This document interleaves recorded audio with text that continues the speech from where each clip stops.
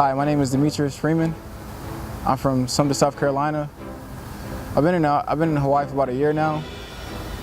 I've recently deployed to Afghanistan, just recently coming back. As I stand before you today, I kind of feel like I shouldn't be here. I was actually expelled from high school 2 times.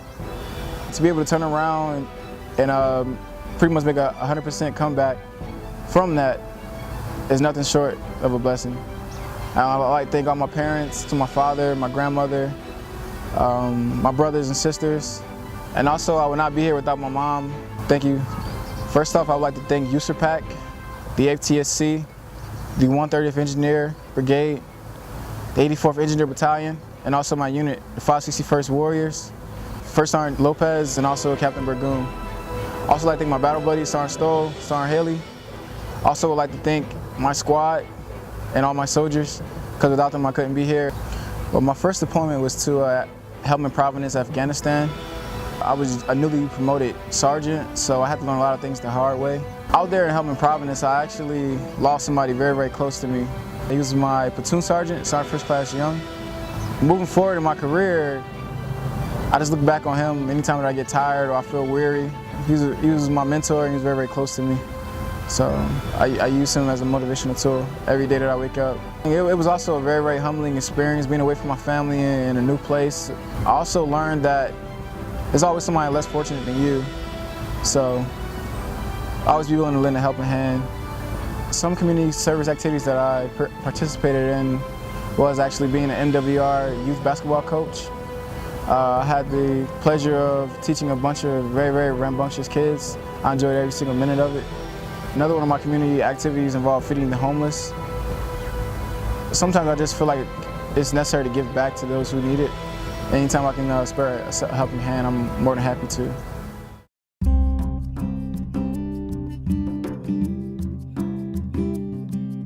I'm with the 3rd Marine Regiment Headquarters Company, S6 section. I am a field radio operator. One of the community services I do here on base for the 3rd Marine Regiment is we adopted Makapu School back in 2013, and we help them out with any events they have going on, any projects, any cleaning up around the school, community service. What I love about the military is getting out, getting to see the world, getting the different cultured experiences. I grew up in the military, I was born into it. My dad served 22 years in the Navy, and I knew it was something that I wanted to get into when I got older, and I did. And now I love traveling the world. I've been places, seen things that I know I would have never seen if I was just an everyday worker. The things we like to do as a family is camping, hiking, ocean kayaking. The kids love the water.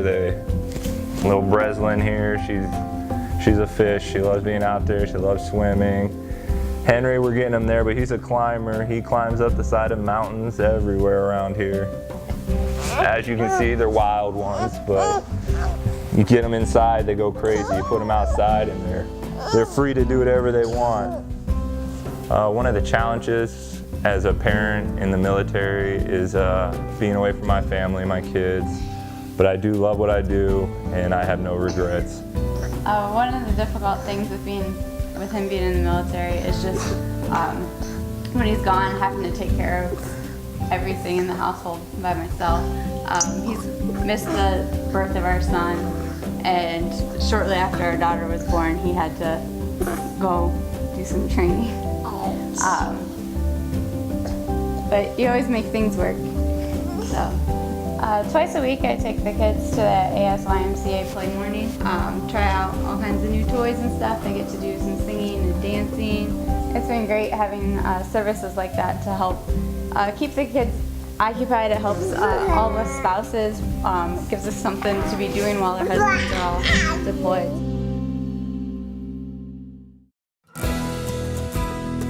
Bryant with Carlos Goss, United States Navy. Originally, I entered the military in North Carolina at the MEP Center in Charlotte. My first duty station was upon USS Paul F. Foster. At that time, I was able to advance to Petty Officer 2nd Class, gained orders, gained a family, wife, and our first Our first son was born in Washington State. The community involvement that I've been a part of so far is with the Ronald McDonald House and helping out with the families that are there, taking care of the house and doing the things so that they can relax and allow their family members to recover. I have 3 sons. My first son, I was on a ship in Everett, Washington, Paula Foster, and watching him grow on videos that my wife would send to the ship was pretty hard. Then, like I said, returning, you know, your little one hasn't seen you in a while, and now you're a strange face, and they withdraw from you, and that hurts. I've been in now for 17 years, and my wife has been a strong rock, part of my life for a majority of that time. Like I said, we have 3 boys, so our second son, he had the most time with me at home. The only time that I was away from him was during my IA to Iraq. For a whole year, I was gone away from home, so that was the hardest time of our marriage for me and my wife, being away from home. And our youngest son, he's 2, like I said, going on 3, so with that, being away from him, the time I spent away from him, I missed his first birthday, I missed his second birthday, and so this will be the first birthday I'll actually get to be at home and be there for. You have to be able to balance that out with your own career and your personal life and choose orders that I can bring my family with me. Like here at Compact Fleet, where I have my family here, I've always made sure that I was able to select some type of billet that I would be able to have my family there with me because it's most important. I'm Technical Sergeant Amanda Dick. I've been in the Air Force for almost 10 years. It'll be 10 years in January. I've been public affairs my entire career. We started out as public affairs specialists, but then recently in the last few years we merged with photographers, so now we're photojournalists. Here I mostly do social media. I do the Pacific Air Force's Facebook page and Twitter, as well as running our website. When we start getting people from other countries commenting, going, hey, we love that you're in our country helping out. That's rewarding to me because it means that somebody out there is seeing that and is seeing that the Air Force is out there to help. That we're not trying to take over countries, we're not trying to do things, we're trying to build relationships. Personally, I've always kind of gone back and forth on my weight. That's always been a big hardship for me because we do have high standards in the Air Force. But the biggest hardship I've overcome was recently I was diagnosed with breast cancer a couple years ago. So going through that was hard. Luckily the Air Force was very supportive.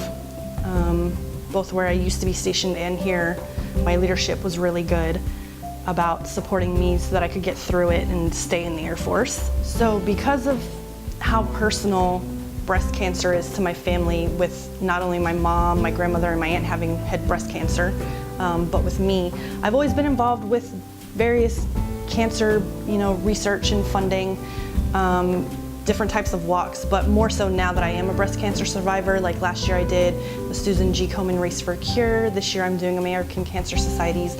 I just definitely try to get involved during the month of October because that's Breast Cancer Awareness Month and it does hit home for me. But I've also done things like Big Brother, Big Sister, just different things that I can help out with when I'm in different locations. I try to do as much as I can, but I do have a very demanding job and trying to go to school, so sometimes it can be tough to get that community involvement in, but I try to get it where I can.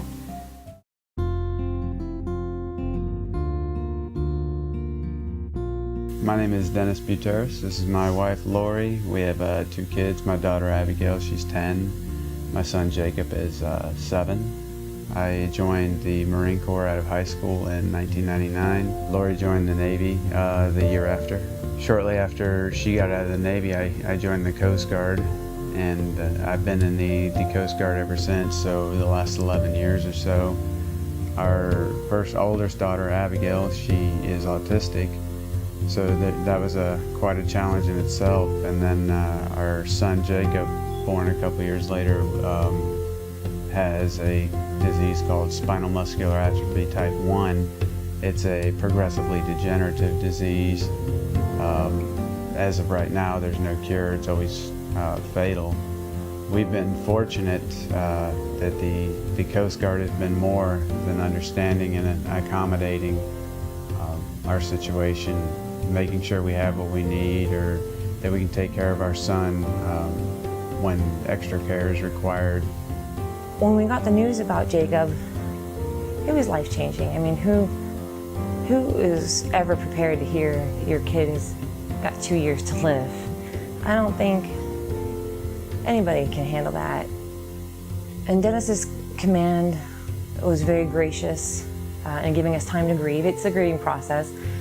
But they were there to provide the supports that we needed. And I was surprised by that. I was in the Navy prior, like my husband had mentioned, but I'd never seen anything like this in the way that the Coast Guard came together as a family and how they wanted to do anything they could to help us. The Coast Guard's been amazing at helping me put my family first and making that so I can do my job. If I had to worry about what was going on at home, it'd be kind of hard to take care of what was going on at work. This year alone, Jake has been hospitalized 5 times. And so Dennis and I have developed a routine where I stay at the hospital during the week, and then he'd come and relieves me during the weekdays because he has a job to perform. But you know what's really great? His chiefs, his senior chiefs, his master chiefs, his commanding officers, they all make it a point to come out to the hospital to visit us. But just knowing that people care about what you're going through makes a world of difference. It makes you want to show them how much you appreciate them, and we don't want to take for granted the things that they do for us. I really couldn't ask for them to do any more. Their nomination for our family to do this YMCA appreciation breakfast. They see the hard work that we do and the things, the challenges we have to overcome. It's wonderful. It's wonderful to have somebody think highly of you.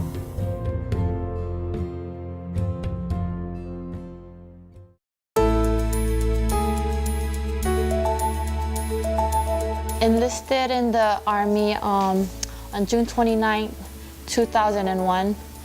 Initially, when I planned to join the military, it was to go to school, but it didn't really go as planned. I did go to school for about a year and a half of college. Shortly after that, I got my first call for duty to Iraq, which was in 2004. After we had our first child, a year after coming back from deployment, we had our second call for duty. Went back to Kuwait, which was another 12-month tour. My husband and I both went and, of course, sacrificed leaving our child behind with our family members. Of course, it was very, scary to know that you're leaving your child behind, but I was confident enough to leave my child behind with, knowing that I had the support from my family members, which what we have to do as, service members, which is a very, humbling thing to do to serve our country. We cannot be on the same schedule, like as far as when we work. We cannot be on the same workplace because of the threat, just in case there's a threat. That's the worst, that's the hard part, I guess. Trying to work yourself around our schedule because it's pretty tough when you're up there. I'm part of 2 task force, which is this Task Force Oahu Suicide Prevention, and as well as the American Suicide Prevention Foundation. Those are the 2 community outreach services that I've connected with. Serving as a suicide prevention assistant is very humbling to, have a service member to say thank you to you at the end after, providing them the services and support that they need.